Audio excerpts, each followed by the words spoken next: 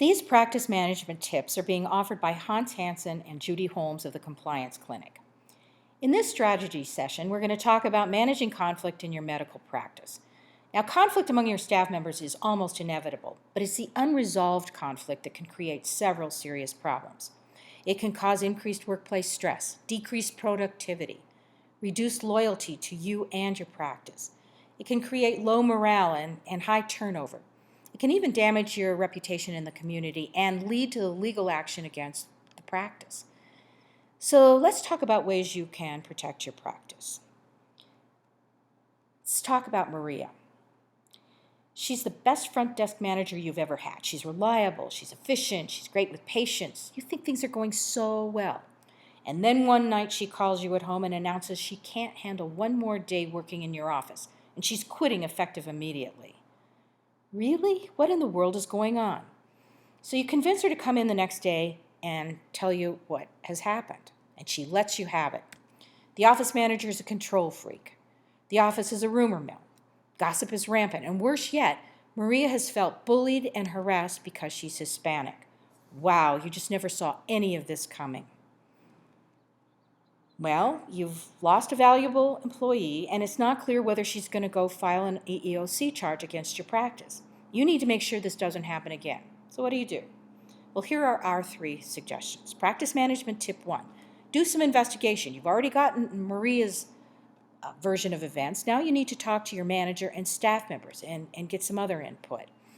We know it's time-consuming and difficult, but take the time to do it.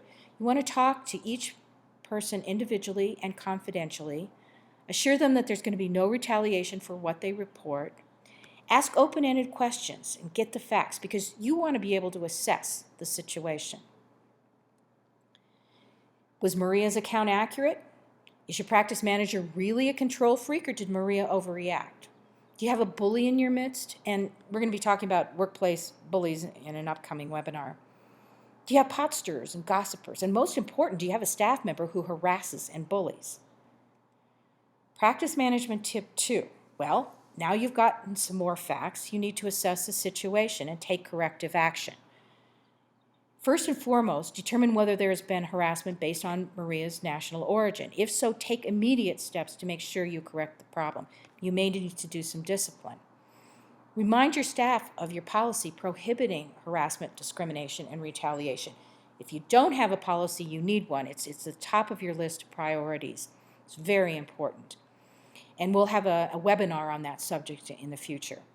If you do have a good policy, it's clearly not working, so you may need to have some more training with the staff. You need to disseminate it again. Remind your staff how important it is. Next, address the gossiping issue.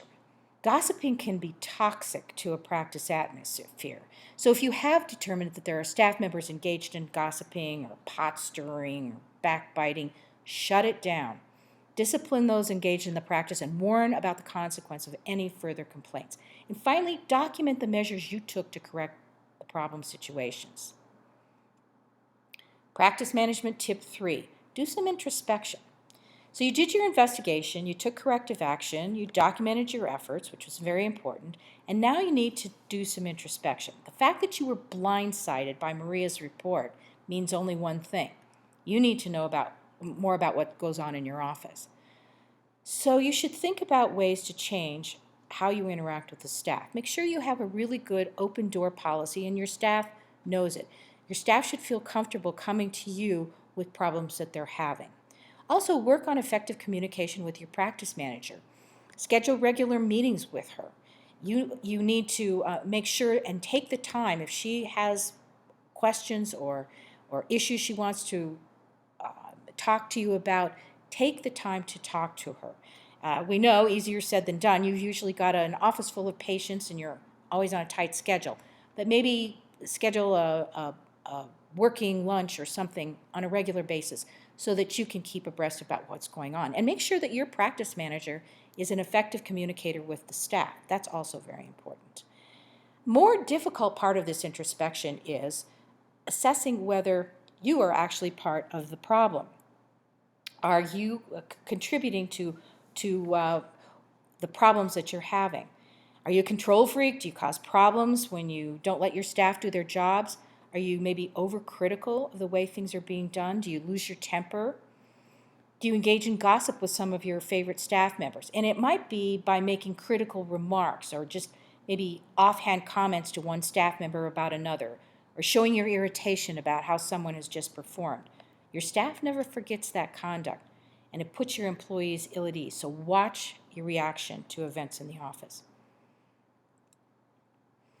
In this short webinar, we've talked about unresolved conflict situations and how it has caused the loss of a good employee.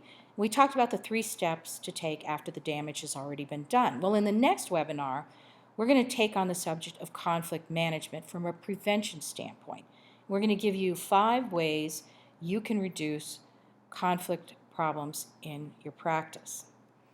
Now, we're going to be posting notes from our webinars on our website, so visit us at thecomplianceclinic.com and be sure and email us if you'd like us to address a particular problem or if you want to ask any particular question.